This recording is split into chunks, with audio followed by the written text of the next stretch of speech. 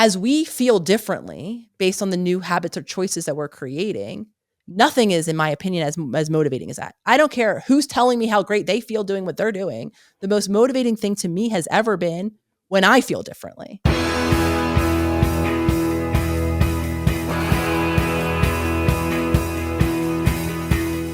Welcome to The One You Feed. Throughout time, great thinkers have recognized the importance of the thoughts we have. Quotes like garbage in, garbage out, or you are what you think ring true. And yet, for many of us, our thoughts don't strengthen or empower us. We tend toward negativity, self-pity, jealousy, or fear. We see what we don't have instead of what we do. We think things that hold us back and dampen our spirit.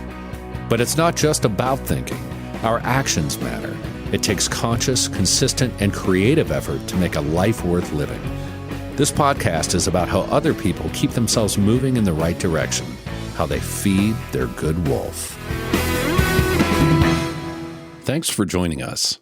Our guest on this episode is Dr. Nicole LePera, a holistic psychologist trained at Cornell University, the New School for Social Research, and the Philadelphia School of Psychoanalysis. She's the founder of the Global Community Healing Membership Self-Healers Circle and the author of the #1 New York Times bestseller, How to Do the Work. Today, Eric and Nicole discuss her newest book, How to Be the Love You Seek, Break Cycles and Find Peace and Heal Your Relationships. Hi, Nicole. Welcome to the show. Thanks for having me, Eric. It's great to have you on again.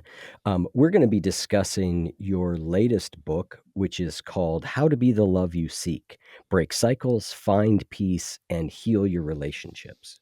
Before we get into that, we'll start like we always do with a parable. And in the parable, there's a grandparent who's talking with their grandchild, and they say, in life, there are two wolves inside of us that are always at battle. One is a good wolf, which represents things like kindness and bravery and love. And the other is a bad wolf, which represents things like greed and hatred and fear. And the grandchild stops and they think about it for a second. They look up at their grandparent and they say, well, which one wins? And the grandparent says, the one you feed. So I'd like to start off by asking you what that parable means to you in your life and in the work that you do. I think that the parable really is in alignment too with much of what I talk about in my newest book, which is my belief in what I hear when I hear that beautiful parable is that we contain as humans, right, a multitude of feelings, experiences, way of expressing ourselves, and right, that which we give our attention, our effort, as you hear me speak quite often, that which our earliest environments and relationships imprint upon us becomes then that is the translation I think I would then offer in terms of what we feed, what we give our attention to, what choices we make then creates ultimately the experience, our embodiment of those different parts of ourself, whether we're talking about the peace, the love, and the light, and the compassion, as again I talk a lot about in my new book, or the kind of darker side of the darker wolf. You say early in the new book, in order to emotionally connect with another person, you have to be emotionally connected with yourself. And to be emotionally connected with yourself, you have to be able to authentically feel and express your emotions. Say a little bit more about that core idea. I mean, that core idea was so foundational for me in my own journey, coming to the realization somewhere in my early 30s of how disconnected I had been, yet at the same time, having found myself in relationship after relationship, romantic partnership included, to having friendships, I felt, and the number one complaint you would have heard from my lips, usually in the context of a relational argument or disagreement, is how I didn't feel what I was looking for, and in terms of the emotional connection. I didn't feel emotionally close to the people I was with, friendships included. I didn't feel safe. I didn't feel supported by them. And it took me, again, 3+ decades to really acknowledge the role that I was playing in that disconnection, because I had, I think as many of us do, assumed I was picking the wrong person. It was some way they were showing up or not showing up that was contributing to the way I was feeling, only to realize that in reality, I was so disconnected from my own emotional world that I was the one creating that felt distance. And so just really generally speaking, the way we learn how to navigate our emotional worlds, what we learn emotions are, how we learn how to be present to them in our bodies, how to gain support or co-regulation from another individual when the moments where we need it to be, is a learning that happens in those earliest environments. So when we then translate that into relationships, what that simply means is how we learn to navigate our emotions in relation to another person becomes then the roadmap for how we continue to try to relate. So just inserting me in that story, I learned a state of disconnection from a mother who was emotionally unavailable of no fault of her own, based on her own limitations and her own traumatic childhood herself. So what I learned was a state of disconnection that I then continued to repeat into my relationships, then of course complaining about the experience I was co-creating. So, something I'm going to be doing a little more often is ask you, the listener, to reflect on what you're hearing. We strongly believe that knowledge is power, but only if combined with action and integration. So, before we move on, I'd like to ask you, what's coming up for you as you listen to this?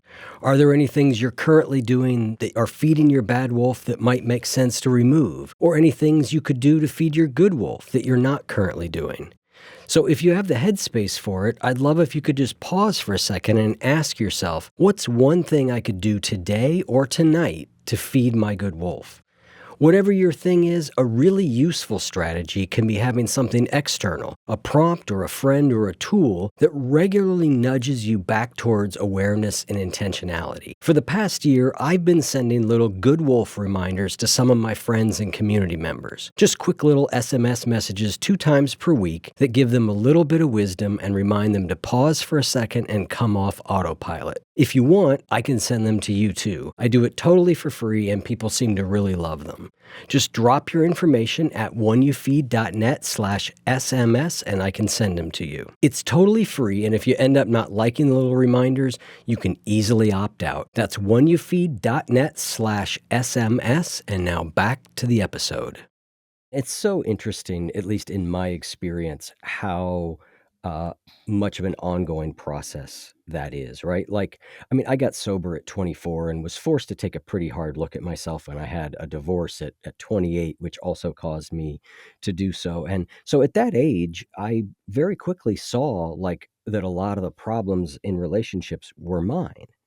And I did a lot of the type of work you're describing. I did a lot of dealing with childhood issues and looking at all that stuff.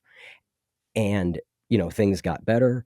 And then I would have another problem in a relationship and I would go back and look at those issues again. And, I, even up till very recently, I kind of thought like, all right, those things are kind of all, like I've done that work. I've kind of got that stuff safely packed away. And then I had some relationship things happen and I was like, oh, nope, there's still an awful lot of that there, right? Like, and what I found for me is that what happens is that, and my therapist described this and I thought was a useful way, which was there is some level of distress at which those, if we want to call them, traumatic experiences, and mine are more like yours, the sort of neglect type thing, right?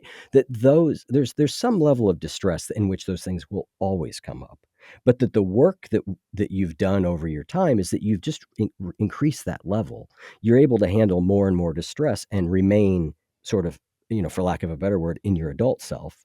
But if you get pushed too far, that's still going to come up. And that was a surprise for me to see it flare up, so strongly in certain cases. Again, relatively recently. I'm shaking my head very vigorously and a lot of alignment with what this therapist was sharing, and language I would then use to describe the context and when they come up is as our stress, right? What you're talking about, this kind of window, we want to expand our ability to tolerate more and more stress, allowing ourselves to, at the same time, while stress is happening. I do want to emphasize that because I think some of us are of the belief that we get to this place where there isn't stress or upset. No, that's present.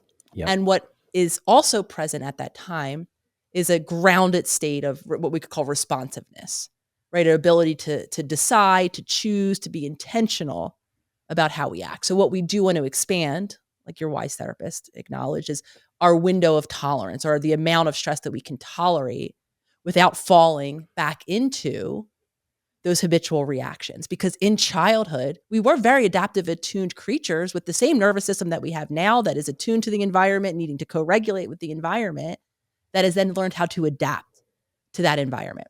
So we all have a habitual, or initiated by our nervous system, I should say, has a habitual reaction to stress. And I'm emphasizing again the early state of childhood where this occurs, because I'll be the first to admit I can act a little bit immature in the sense of developmentally regressive in Hmm. those reactive moments, right? I'm screaming, I'm yelling, I'm saying things I don't mean, I'm storming off, I'm slamming doors, quite like a little kid. Yeah. And I'm not, saying anything derogatory about myself or listeners, because again, when stress is too much, we will rely on the earliest habitual ways that we once dealt with stress, which for a lot of us look like those moments of explosive reactivity or that shutdown, even if we want to connect, instead of that more responsive state. So ultimately, yes. And I love that this conversation is coming up again, because I think some of us either have the anticipation that healing means to be free of upsetting emotions, or have the expectation that having this awareness and maybe a little bit of practice in terms of regulating ourself a new way,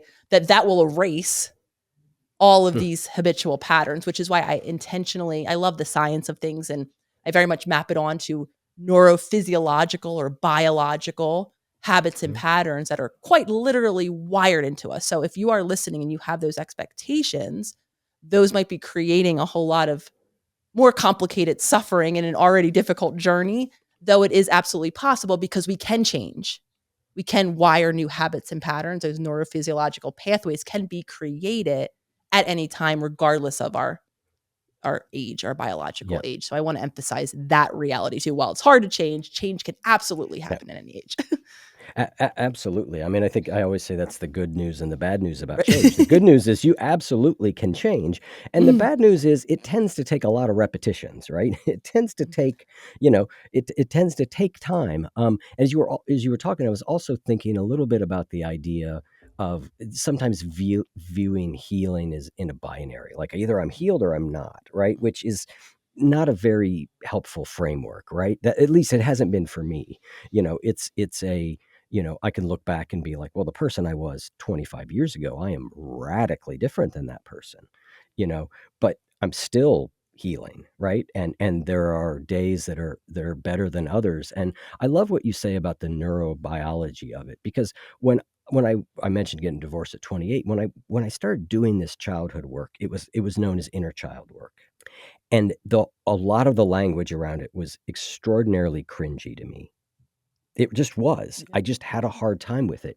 But when I got like, oh, it kind of, you just said it really, really well, which was that when I am under a great deal of stress, I will relate to habitual patterns that I learned very, very young, or to be said slightly differently, when I'm under great emotional distress, my limbic system will be way more in control than my prefrontal cortex, which is actually able to choose from my values how I want to respond. And those ways of looking at it allowed me to then kind of go, all right, that's good. Got it intellectually, makes sense. Now I can start to express warmth to quote unquote that part of me, that child within. I appreciate you sharing that. And I will admit I was shaking my head in affirmation, because I too, when beginning to read about the earliest inner child kind of conceptualizations, even the exercises that are often journaling prompts, writing to my inner child, and these visualizations, I very much struggle to recall or call to mind my childhood. So that didn't feel like it was a kind of a fruitful path, and I too felt like it was a little cringy.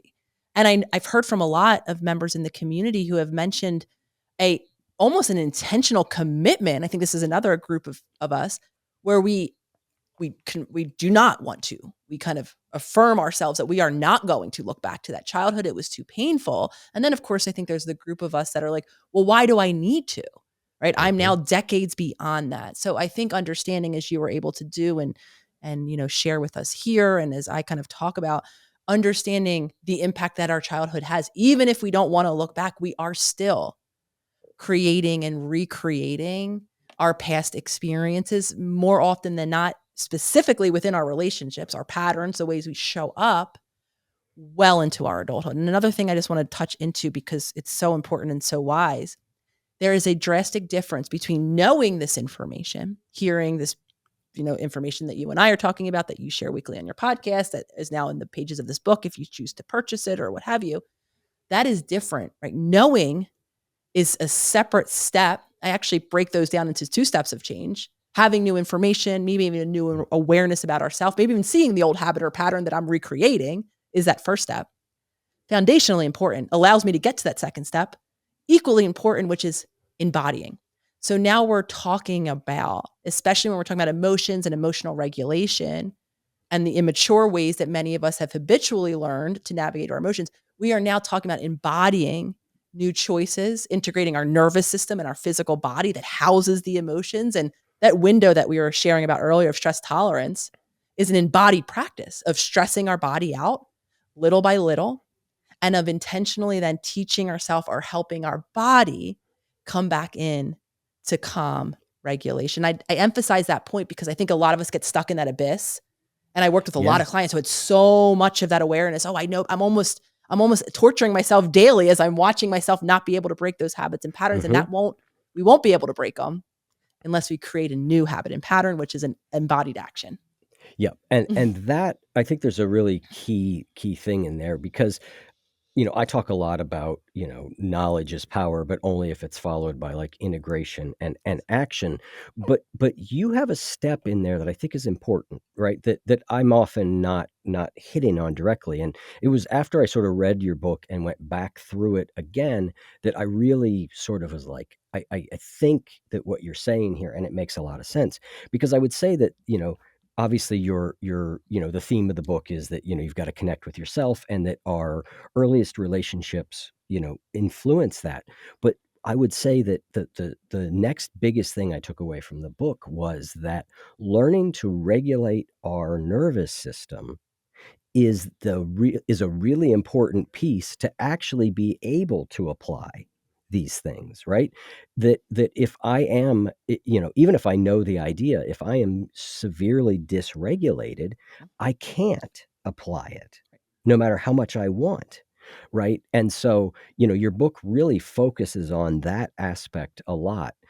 So say more about that. You were beautifully using even the language yourself when you brought up, right, our limbic system, the very emotional part of our brain. Of course, I'm going to very simplify this neurology. And then, of course, the prefrontal cortex, frontal lobe, the place of grounded, mature, forward thinking, right? The space that's able to imagine a future that is different than the past that many of us have been repeating, and right, make choices into that direction. So that I think is a very important kind of understanding, or those two parts of our mind, I should say, if we can really simply understand what happens when we meet something that's stressful or upsetting. And our nervous system becomes activated, and our attention, right, goes to survival, meaning Mhm. physiologically, all of our systems now are running full focus on survival. My heart is pumping, my blood is pumping, my breath is quickening, my energy is mobilizing so I could overcome the threat if it's possibly at hand. And my attention is narrowing to the threat at hand, right? And within kind of the threat at hand is also in my subconscious mind the learned behavior, the thing that I habitually repeated over time, right? Those habitual reactions that we're talking about. So what happens when you and I are having a conversation, when I was working with clients, when I did one-on-one individual therapy work that I was doing, we were having a conversation going back to those parts of the brain, right? Seemingly from the very powerful forward thinking prefrontal cortex.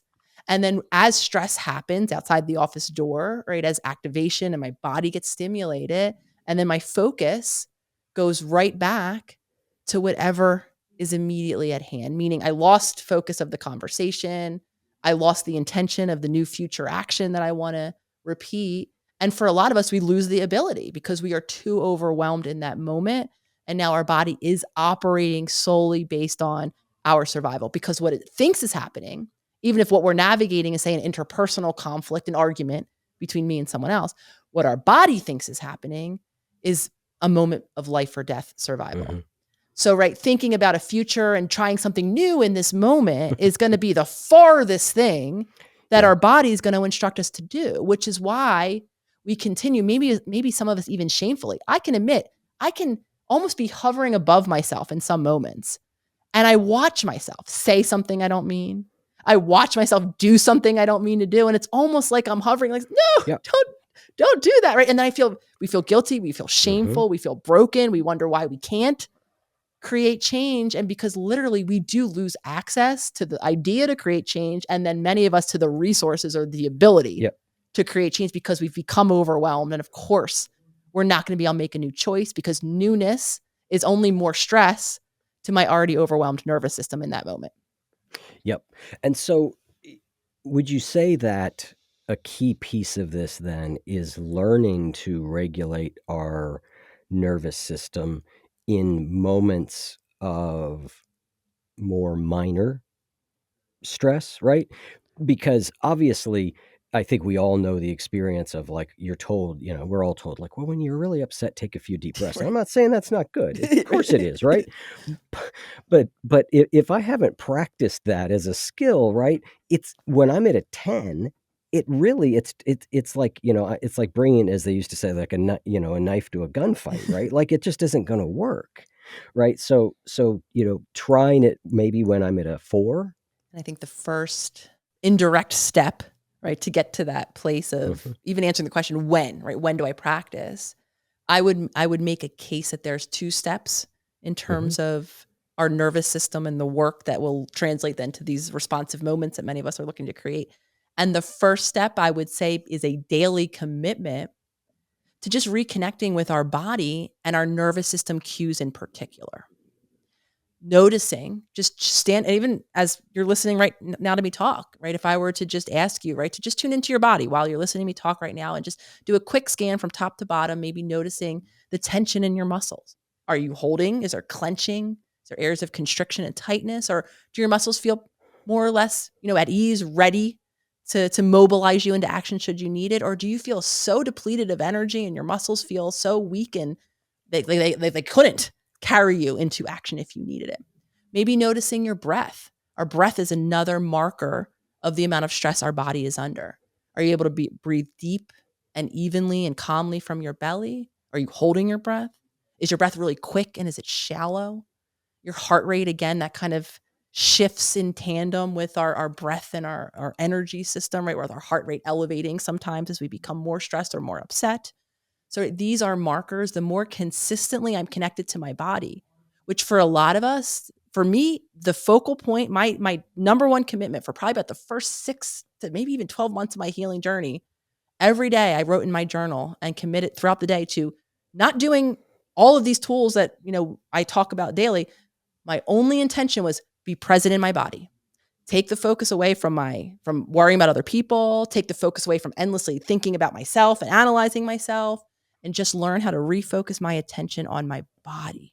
And again, I emphasize that foundational piece of paying attention to our body, those nervous system markers in particular, because Eric, that then translates to us knowing as we're inching up that stress scale, because some of us aren't even realizing how much tension and stress we're carrying when we're already at a 6 or a 7. So then it does take that one, Hmm. stressful event or something outside of our expectation or, and now we are in that reactive state. So I spent time on that foundational step because that I think gets overstepped a lot, right? With this idea that, oh, I will just remember and do this thing in the moment. I'll know when I'm stressed out. I need to even use these intentional Hmm. tools. That awareness and possibility only comes when we're spending at least some part of our day paying attention to our body. And then, of course, we can begin to make those intentional choices to regulate our nervous system, to amplify our energy if we're feeling so depleted of energy, to decrease our energy if we're feeling too overstimulated. Of course, I'm really simplifying. I go much Yep. more in depth in my book and all of the content that I talk about really generally, but just giving us idea of what we mean when we're talking about the nervous system, foundationally be connected to the body allows me to determine where my stress level is. And then, yes, to more specifically answer your question, it is so important to practice consistently, especially outside of those moments where I'm at that 7 or that 8, so that when I increase my stress and I get to those moments, I have access to this new choice and I can apply it in a way that will feel like you were saying 2, 3, 5 belly breaths when I'm already kind of at a 10 or 11 of overwhelm are probably not going to do much. Then when we practice all of this together, then we can start to see and experience the shift. Yep, yep.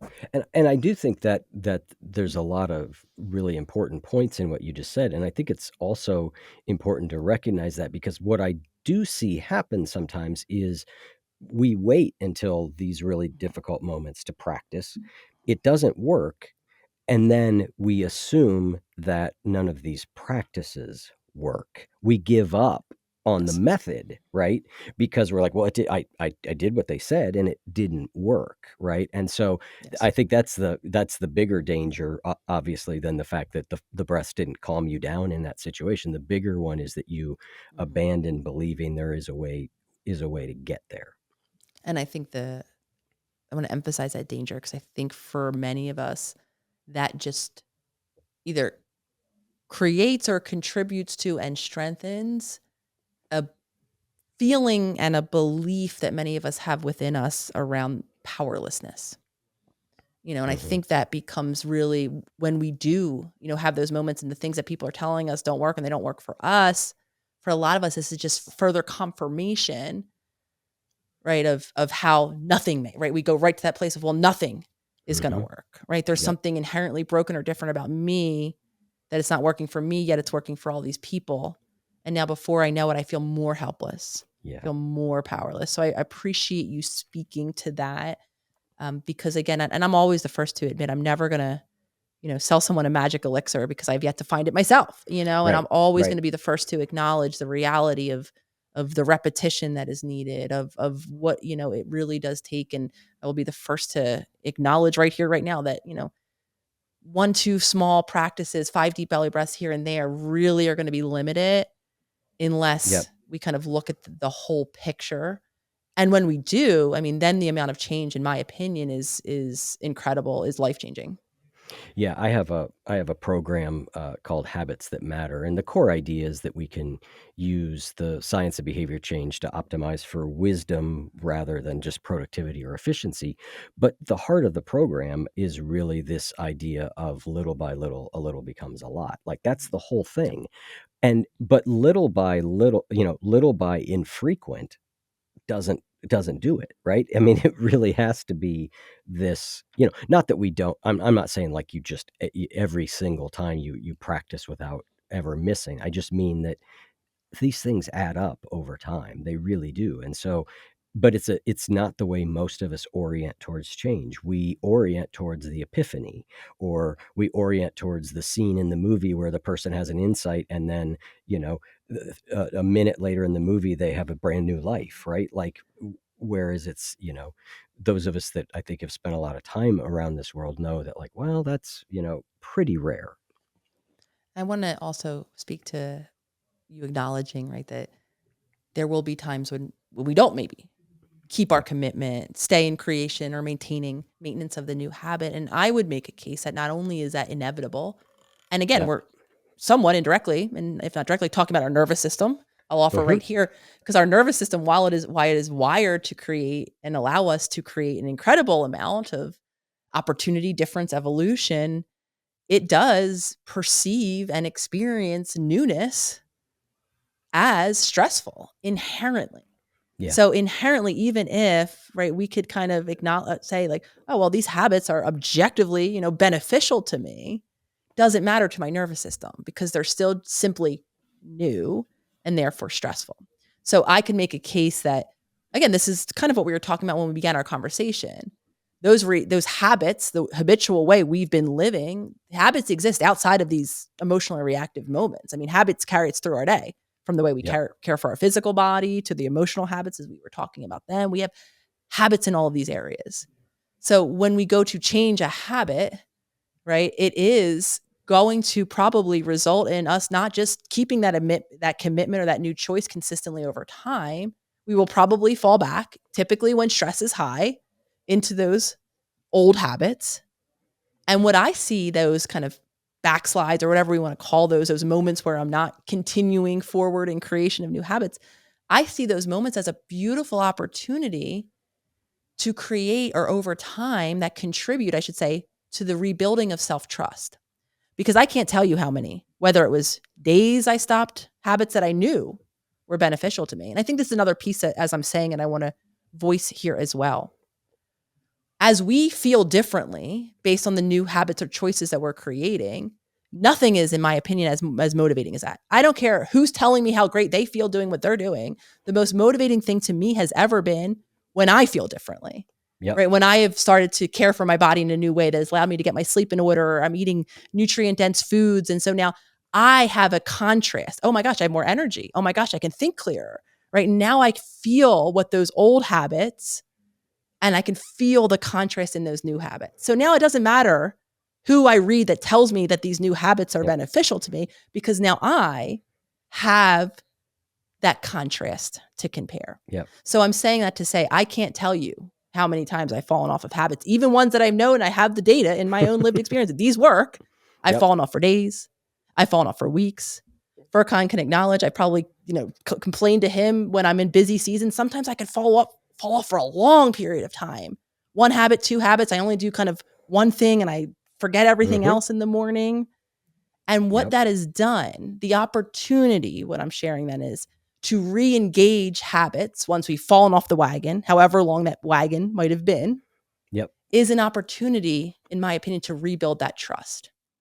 Right? Because I do think some of us put this expectation, and I see this all the time in my online community. And the relief when I acknowledge myself, even, hey, I don't do it all the time myself.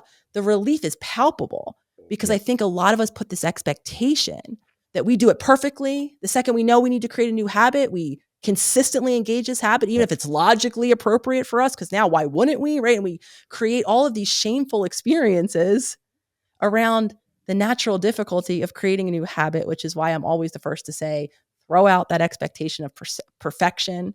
Yep. You will fall back into old habits. And the gift, again, that it has given me is now I have a level of confidence, right? I could be sitting here in a moment away from my habits for however long it's been. I now know what I need to do, how I feel when I do it. And that gives me then the option or possibility of making a choice to return to those habits that create that experience for me at any time. Yeah, there are so many things you said in there that are important. I love that idea of it gives you a sense of self-trust, right? Because like you, I've worked with a lot of people. I did a lot of coaching with people around behavior change, and that was one of the most, what I often thought was the worst part of their inability to make the changes they wanted to make. Worse than the fact that they weren't exercising or whatever it was their ability to not trust themselves. The damage that it did to their psyche of why do I keep failing at this, right? And so, um, you know, I would go to great pains to stress, like, we're going to make some progress, and inevitably it's all going to it's all going to fall apart, right? Like it is absolutely going to happen. So what we want to do is think about, what are we going to do then? Mhm. How are we going to respond, and what way can we respond that has the least amount of drama and self flagellation, because that perpetuates the cycle, right? That feeds the belief, well, I can't really do this, I'm not the kind of person that sticks with anything, Mhm. and then also getting clear on what to success is. Like, to me, if it's a behavior I'm trying to do daily, like, I consider myself successful at like 80-85%. Like, if I'm upwards of that, I'm like, perfect. That's great. And I'm not always even there, but I am intentionally, I'm like, I'm not going to do it every day. It's just not going to happen given the nature of my life. So let me not even, think that that's the bar. Yeah. The two thoughts I'm having. This one is kind of starting with this idea of flexibility, Yep. because I do think, anytime we're operating or making choices from something separate from our deeper intuition, meaning how I feel in this given moment. Anytime we say, oh, well, this is my nutrition routine, I do it every day, doesn't matter what, right? That to me is always a little bit of, I call that into a little bit of question.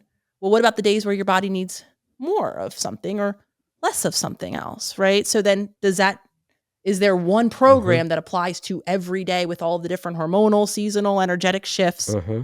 that we as individual humans experience? And so I can make a case that for most things, if not all things, this idea of a universal, one size fits all everyday model, Yeah. right? I could give you categories of things that I think could be helpful through a given day. And then I give a range of flexibility to honor the individual that is living inside the body that might have different needs Yeah. in that area in any given moment. So that piece, I think, around flexibility is so important. And just wrapping back into as well, when we talk about shaming and criticizing, because I couldn't agree. I think what is the suffering caused from the most suffering that we cause ourselves, I should say, is that lack of trust, the resilience and the lack of trust, and then all of the habits that have been created around our inability to be attuned and centered in ourself in childhood because no one taught us or were able to show up in that presence for ourselves, right? It has created, I think, for so many of us, all of these different habitual ways that are neglectful, right? That are self-harming, that lack trust in ourselves. So when now we're trying to do something productive and helpful and change ourselves, right, in a direction of a future that we want to see, if it's possible, nothing is so devastating when then that critical voice. So what I want to say here is most of us have a critical voice in our minds. So again, this is another area where if we're going to expect in those moments where I decide not to do the things that I know are good for me, if we're going to expect immediately that voice is going to vanish, we are possibly setting ourselves up for disappointment because that voice, right, those beliefs that are represented and the thoughts running through my mind have been verified by our lived experience at one time when I didn't show up in service of myself because no one taught me how. And then I continued not to learn how, Yep. right? So that voice will likely be there.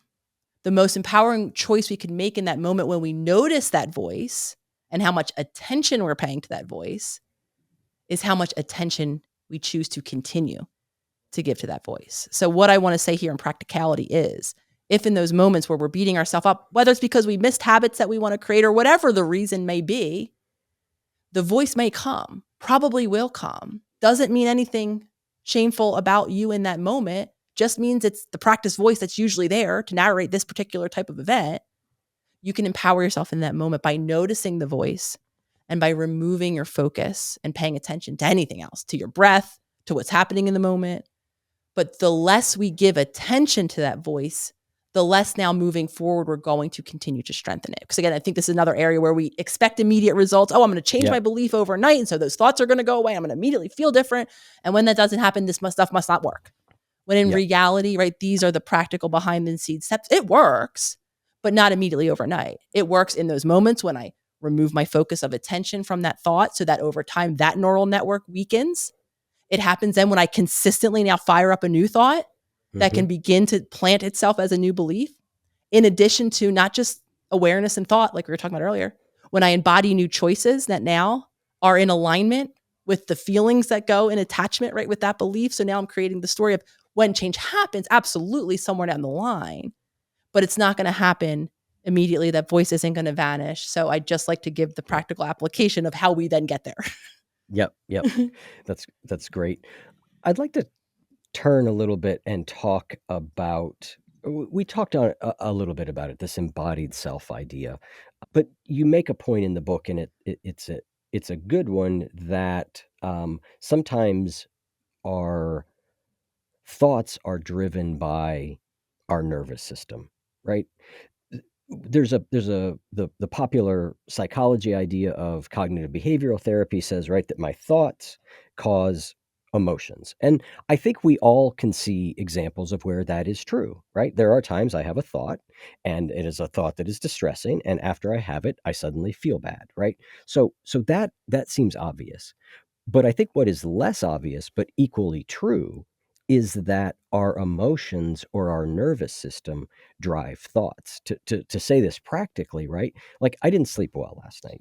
So for whatever reason, a couple of different things, I just didn't sleep really well. And I know that when that happens, my thoughts just have a slightly darker hue to them, right? And there doesn't seem to be much I can do about it except go, oh yeah, all right, well, there's those thoughts. I know what's causing them, right? But I think that took me a long time to figure that out. It took me a long time to recognize that there's this is a bi-directional thing here.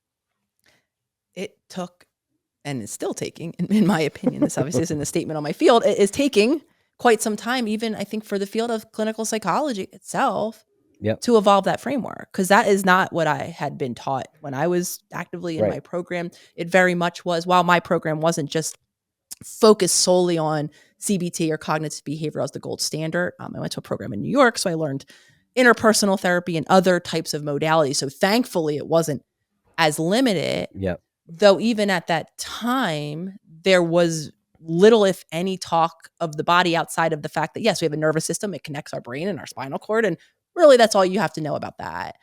And Yep. so I too lacked, not only personally in my own awareness, in my own experiences, in my own relationships, in my professional work with the clients I was seeing. I didn't have, in my opinion, which is the most foundationally important part, if not half, right, of our human experience, which is our body. Because I could even make a case. I really appreciate you using yourself in that lived example of waking up in the morning feeling tired, because I could call to question then, at least.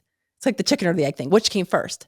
Because what was happening right in your body as the hours of the night were progressing, when you weren't in that restive, restorative, replenishing state of sleep, right? You're up and your body's energetic resources are being Mm-hmm. drained.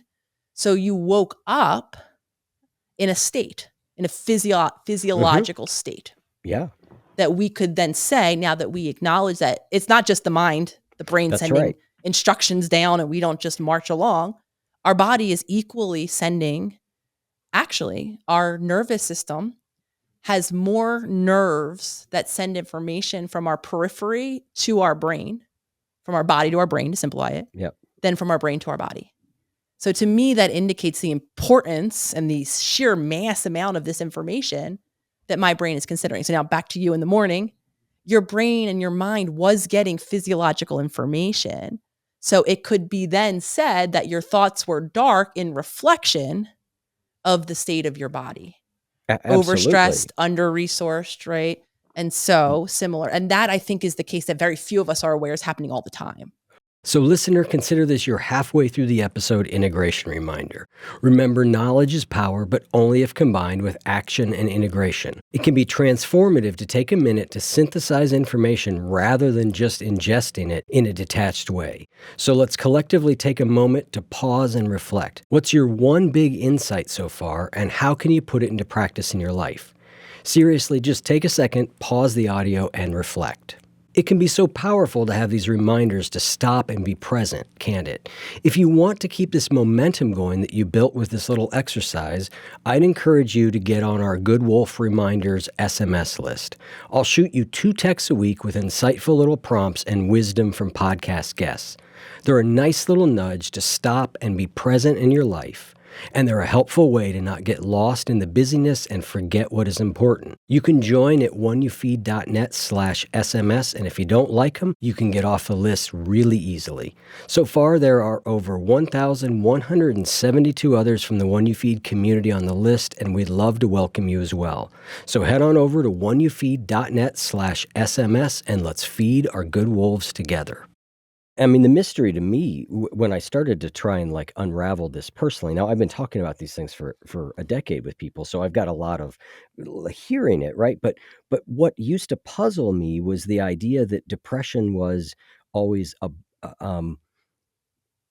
was a thought-based thing, Mhm. because I would be like, Mhm. I wake up and before a single thought has hit my brain, there is a weather system that is here. Mhm. That's how I would refer to it. Mhm. There is a weather system that is here. And if it is the depressive weather system, my thoughts are it's almost as if my thoughts are they're passing through that filter, right? Mhm. They're taking on the color of that weather system.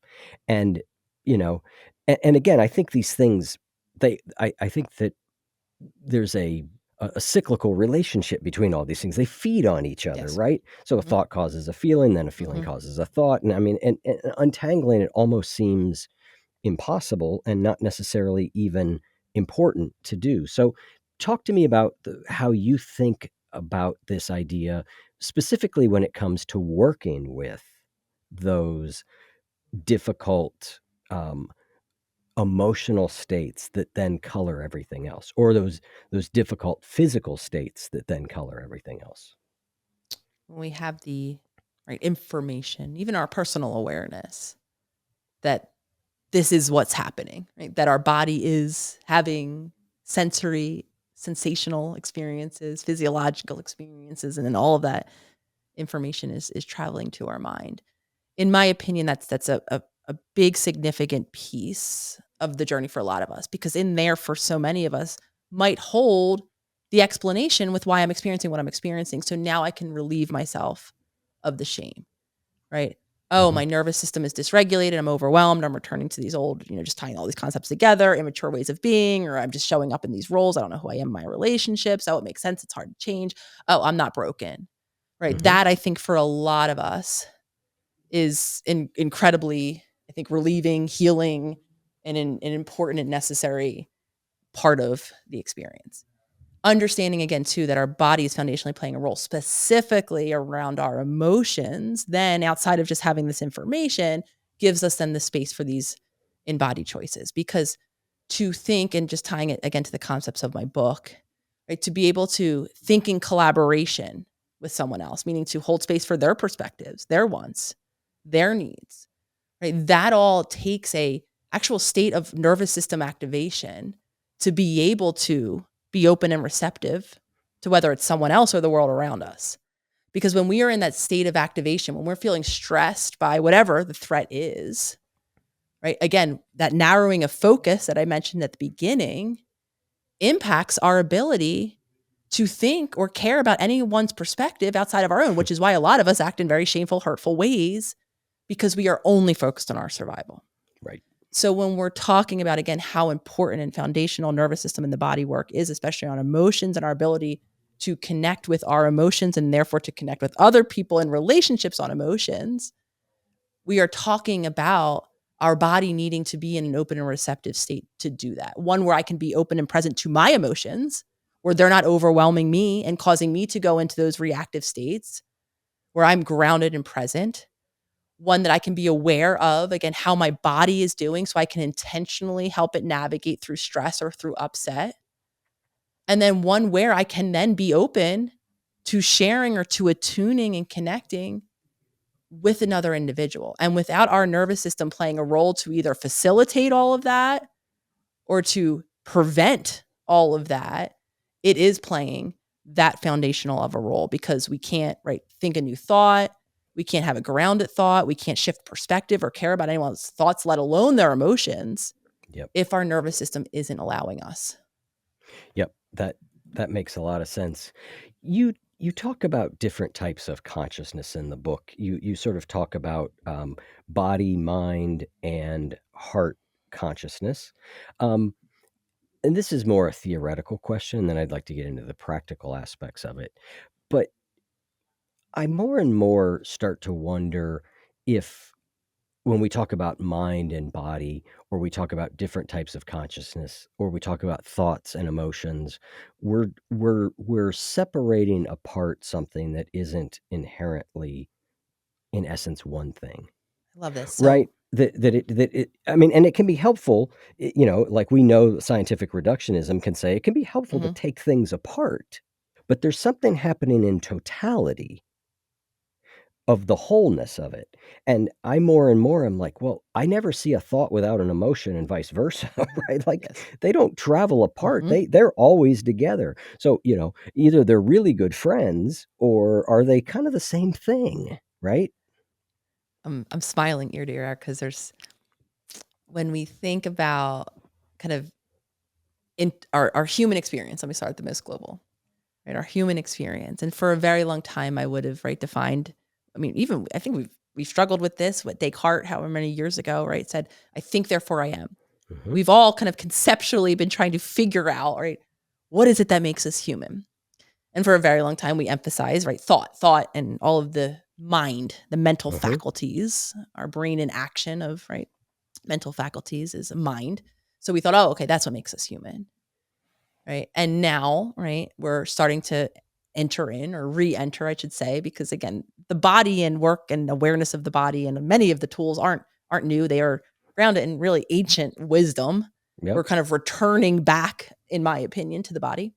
And so what makes us human, then continuing the conversation, is our mind, is also, in my opinion, right, our body, right? So that's kind of thinking about these kind of awarenesses then kind Mhm. of plucked out into three.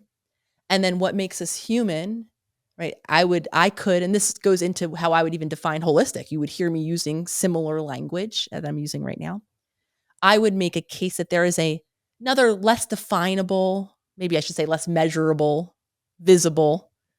Some of us have definitions for what some of us might call an essence, a Mhm. spirit, a soul, right? Whether we call it our soul or our essence or our soul or our spirit, I think most of us have an awareness, I should say at least, whatever the language is that we use for it, that there is a uniqueness, right? That kind of differentiates me from you and obviously me from all of you listeners. So even just thinking about, right, the human experience is all three of these parts, our very powerful mind, our very powerful body, our uniqueness, our essence. I could even locate that for me learning again about the body, but diving into the different aspects of the body, the nervous system. Of course, we spent a lot of time talking about that already.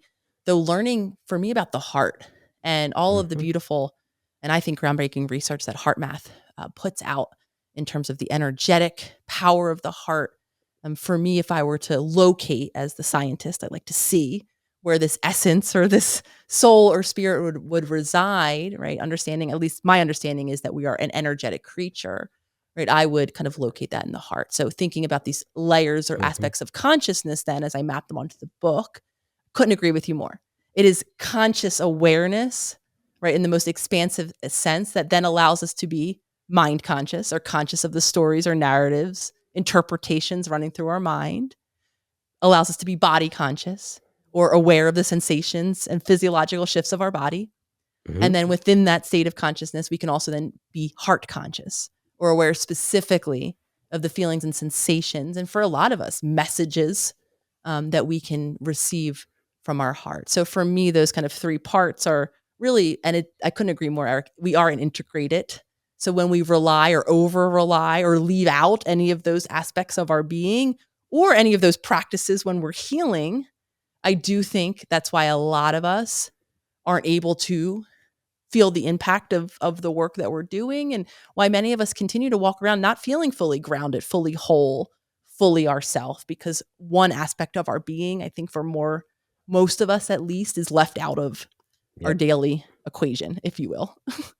Yeah, and I know for me that I'm not sure which is left out more regularly, but they vie for it, which is heart and body, right? Like100%. mind Yep. pretty tuned in, right? Pretty clear. Although I think I've made a lot of progress. I have a question for you about heart math. I know who they are. We interviewed one of their people quite some time ago. Is it Howard Martin? Is that his name? I, Possibly. I think the, there's a Doc Children. yeah, The but name's it's yeah, it's been a long time. We had somebody on. I'm curious, like I think you've looked at their stuff in more detail than I am. Does the science look pretty rigorous? Does it look like it's well done and peer reviewed and all of that? to me, yeah. I mean, from Yeah. what access I have. Of course, I don't have any intimate or Yeah. professional connection. Right. But Right. that's, I mean, to say that, so I'm an outsider to some extent, Yeah. Yeah. consuming the information. So from what they offer, I mean, I do think that they are putting solid research and work. Again, I could go down the whole rabbit hole in terms of peer funding and all of the I, factors that yep. right are at Yep. play in peer funding. So I can't answer whether or not they're or peer review and peer funding and everything Yep. that really Yep. goes in that same Right. camp. So I Yep. don't know to that extent. I Yep. can't, and I'm not Okay. going to be on a record. I don't know. But to Yep. me, it looks rigorous, and I'm in belief. And again, I don't even just defer to other people. Most of when I'm like, oh, the heart is powerful, it's because I am seeing in my own life and in the clients and the people in my community, right, how powerful it is. I'm not just taking it because someone said it, Yep. right, without that kind of translatable evidence. Even like I was talking about earlier, we want to see for ourselves, right? And Yeah. I have that in me too. Like I want to see for myself. I want this to be personally meaningful, not just because someone else said. And I think we have an epidemic too of a lot of us for a lot of reasons, perhaps because we feel so powerful, powerless and helpless, where we've created a system within ourselves even of deferring to Yeah. people. And I think this all ties into, again, this conversation in so many ways of our internal guidance, right? Not outsourcing, developing our own connection back to that intuition that for a lot of us, we disconnected from. Not that we didn't have it, we weren't able to Yep. trust it because we didn't Yep. have the environment and the relationships that allow us to develop that trust, though now we can. Yeah, it makes me think of, I mean, I think one of the things that drew me most forcefully towards Buddhism was the basic idea where the Buddha, in essence, was asked, like, why should I believe you versus every other spiritual teacher who comes wandering through here every 3 days? And he said, well, don't try it out, right? And if it works for you, then you can trust that it's useful. And I was like, oh, well, isn't that refreshing? Right. Don't just You take know, my word for don't just don't it. just don't just take my word for it. You know, try it out yourself. So let's talk about the heart consciousness and heart coherence. So for you, what have been the practices that have allowed you to develop that consciousness and that presence? We've already, I think, talked about a large majority of them because probably of no surprise to listeners at this point in the conversation, they are grounded in reconnecting and rebuilding, I should say, that Hmm. consistent connection with my body, with allowing myself to widen my own window of stress or emotional Hmm. resilience or tolerance, because I had a very limited window, falling into reactions quite often, quite regularly, so that I could, right, be grounded and present and receptive, right? That state of awareness that allows me to be even interested or curious in connection with the world around me. So foundationally, it's needless to say, everything that I've kind of been Hmm. talking about in terms of sleeping, eating nutrition dense foods, making sure I'm moving my body, making sure I'm resting my body, making sure I'm aware of my changing stress levels, and that in those moments I'm bringing or helping my body or Hmm. co-regulating with someone else so I can come back into that safe and secure and grounded place. And so outside of that just being consistently what I would call like my lifestyle Hmm. intentions, and in any Hmm. given day, of course, there's Yep. days where I vary in terms of Yep. how I execute. Then the most practical in terms of reconnecting with my heart this journey began with me having an awareness first, which was the awareness I had with myself was, wow, Nicole, you always overstep yourself. Whether it's your boundaries, knowing that you don't have the energy or attention or desire to do something, but you say you're going to do it because you're afraid of disappointing or hurting someone else. Whether it's emotionally, you don't say or do something because you're afraid of upsetting someone else. And so seeing that habit, right, we have to begin with where we're at, seeing all of the ways I suppressed myself. I began to break that habit, which meant as I instinctually saw myself overriding my emotions, determining that the person isn't interested in what I have to say or not just freely being myself, I would pause in that moment and give myself the opportunity to reconnect inward. Because what I was really doing in that moment, I was not only factoring whatever my body might be needing in that moment, I was giving myself the opportunity to turn in and to explore and maybe discover or notice what was happening on a deeper level for me. What was on my heart? What was it that I really did want to say in this moment? Or what is it that I really do want to do in this moment before all of the censoring, right, Yeah. convinced me, before my environment, my relationships of older years convinced me not to. Because then in those moments, right now I can shift my focus because I believe that our heart has information available to us at any time. It's just a Hmm. matter of whether or not we're tuned into it, whether or not we even feel safe enough in this body to pay attention to it. And for a lot of us, the answer is no. What's in my body is overwhelming trauma that I am under supported or under resourced in dealing with, which is why you and I have just spent an entire hour Hmm. having a conversation of how Yep. to resource ourselves so that I can then be safe in my body to even begin to listen and decode that which it is on my heart, or in my opinion, what is speaking through, right, the unique vessel that is me. So that's why, again, those concepts of awareness, I think, give us the bridge of the intentional action. And for me, it's those two daily commitments: the consistent practice that allows me to be regulated and present and safe enough in this body, and then seeing myself in action in moments where I'm not giving myself even a moment to notice what's on my heart, let alone choose or decide or act from it. And then, of course, giving myself that opportunity, allow myself to connect with and speak or act from my heart, and then tolerating perhaps the outcome, how people actually do then react to me in my more authentic, right, essence. That's great. So we're near the end of our time here, so I thought I would ask one last question, which is admittedly perhaps a big question. So feel free to answer it in whatever succinct way you would like. But it's this: we've talked about trusting yourself, we talk about intuition, we talk about knowing what your heart wants, right? And you've also talked about how for many of us, given our traumatic pasts, those signals are really kind of messed up, right? And so I often have thought about this because there was a period in time, right, as a heroin addict at 24, like you probably shouldn't trust my intuitions, probably shouldn't trust my perception of the world. Probably, I mean, there was, so how do people start to think about when I can trust this as an authentic part of me that's coming out? And when is this a habituated response to previous pain? Because those feel really real. Mhm. I appreciate you speaking this question and opening this up for exploration because I could not agree more. Many of us, the habits that we continue to talk about, whether they're our daily habits or our reactive habits, have been repeated, have been verified by our experience for so long and so frequently that whatever, age it is into our adulthood, they do begin to feel like instinctive Yeah. reactions.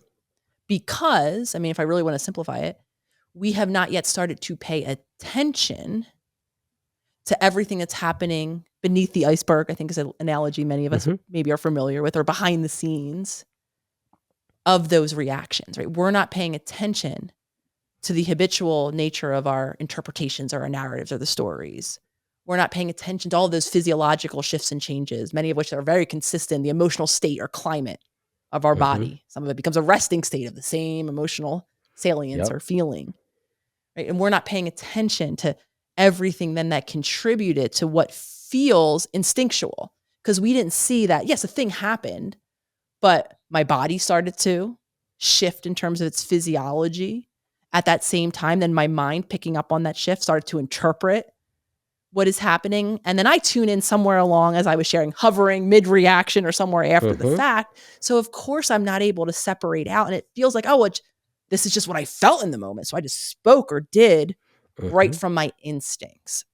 And that is the reality. We've practiced our habits so much, we can't differentiate that which is a learned instinct, if you will, a learned Hmm. habit. So I don't keep Yep. confusing with instinct, and that Yep. which is an actual instinct or intuition, intuitive feeling. Hmm.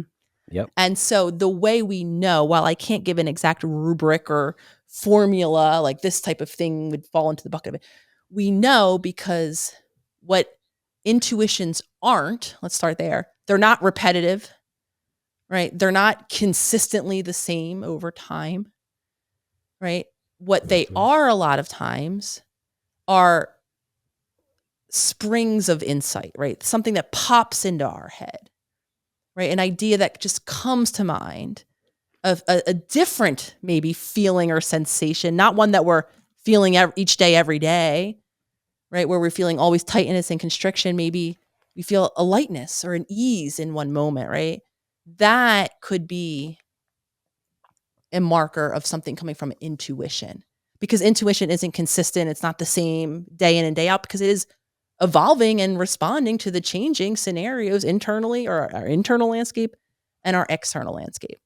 So Yep. again, while I can't give specifics, I like to give kind of general ideas. And more often than not, I think what most of us are talking about are learned habits that feel instinctual. And so again, how do Yep. we practically find our way to the differentiation is everything we've been talking about, right? I Yep. learned how to regulate my body. I learned to observe all of these repetitive narratives. And I learned how to separate out and create a safer space where I can now begin to attune to whether it is, right, the ideas, the thoughts, the words, some of it actually here, right? Or these like kind of more sensory based markers. And it's going to be a little different flavor or style. I know for me, I'm having funny as if on cue. One of my markers when I'm resonating with something or I'm feeling in alignment, whether it's something I'm saying, something I'm watching or hearing someone Hmm. else say, is I get goosebumps on my Mm. skin. And Yep. so I'm getting that experience right now, which is for me, again, a marker of, something deeper is in alignment with what is coming out of my mouth or what I'm feeling in this Yep. conversation that I'm having. So that is, again, one of the many ways for me too. It just, I could be on a walk, right? Not really necessarily thinking about anything or listening to music. And then, right, an idea pops into my head. It's not an idea I've been perseverating on. I think a lot of times that's the learned Yeah. right Yeah. aspect of these instinctual behaviors. Oh, the interpretation I always make of events. Oh, I always seem to feel this way. Oh, this is always and instinctually how I'm being. Well, probably not. That might be more of the learned reaction as opposed to the true intuitive reaction. So, listener, in thinking about all that and the other great wisdom from today's episode, if you were going to isolate just one top insight that you're taking away, what would it be? Not your top 10, not the top 5, just one. What is it? Think about it. Got it? Now I ask you, what's one tiny little thing you can do today to put it in practice? Or maybe just take a baby step towards it. Remember, little by little, a little becomes a lot. Profound change happens as a result of aggregated tiny actions, not massive heroic effort. If you're not already on our Good Wolf Reminder SMS list, I'd highly recommend it as a tool you can leverage to remind you to take those vital baby steps forward. You can get on there at oneyoufeed.net/SMS. It's totally free, and once you're on there, I'll send you a couple text messages a week with little reminders and nudges. Here's one I recently shared to give you an idea of the type of stuff I send. Keep practicing, even if it seems hopeless. Don't strive for perfection, aim for consistency, and no matter what, keep showing up for yourself. That was a great gem from recent guest Light Watkins. And if you're on the fence about joining, remember it's totally free and easy to unsubscribe. If you want to get in, I'd love to have you there. Just go to oneyoufeed.net/SMS. All right, back to it. I really like that idea of seeking out what's different than what you normally do as at least a clue, right? Another clue for me is I the more convinced I am of something and the more strongly I feel about it, I very often am like, investigate deeper. Yeah. Right? Like, to That's me, yes. like, because normally you think I feel this so strongly, it must be true. In my case, I'm suspect. I'm like, why am I having this strong of a reaction to this thing? I should probably look a little closer here. It's just another clue to me sometimes that there's more here than, sort of intuition, right? The good intuition. So thank you for that response, because I do think, I hear a lot about intuition, and I get it and I understand it. And I think for those of us who have difficult pasts, intuition and trauma response, they're difficult to sort out sometimes. So thank you. That's a really helpful answer. I was smiling. I thank you, Eric, for offering that additional, because I couldn't agree more. Right? Those really big, overwhelming feelings, seemingly out of nowhere, I do think are a possibility to pause and investigate further. And what's coming to mind when you were saying that, I have a running joke with my partner Lolly. We've been together for almost, if not a decade now, and it's usually in the context of us having a conversation about something and me offering a statement, kind of confirming a fact or like a factual type statement. And she jokes because I have this way sometimes when I'm like demanding, a piece of information is true. I'm like, yes, I know it. I have this certain way where I'm like emphatic. And she's like, oh, probably not. I have to investigate this further. Because when I have this particular way of being emphatic, of course, I share information with her, with everyone all the time. So it's this kind of mode I shift into when I'm like, I know this one for sure is usually, and she's more often than not, and I hate to admit it, right, where usually I'm wrong in what I'm offering. And she's like, oh, you're so certain. This now means I need to look into this further, because typically I'm not as certain when I'm presenting actual factual information. Yeah. Wonderful. Well, thank you so much for taking the time to come on. I'm happy every time I get to talk with you. I feel like these are great conversations. We'll have links in the show notes to your book, to your Instagram, and all the other great things you're offering to the world. Oh, thank you, Eric. I could not agree more. It was an honor to be back here. And of course, thank you all for listening.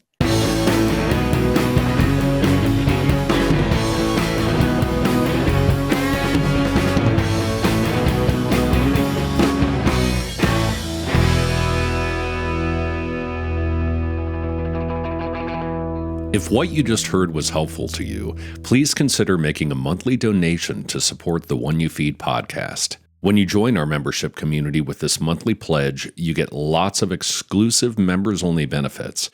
It's our way of saying thank you for your support. Now, we are so grateful for the members of our community. We wouldn't be able to do what we do without their support, and we don't take a single dollar for granted. To learn more, make a donation at any level, and become a member of the One You Feed community, go to oneyoufeed.net/join. The One You Feed podcast would like to sincerely thank our sponsors for supporting the show.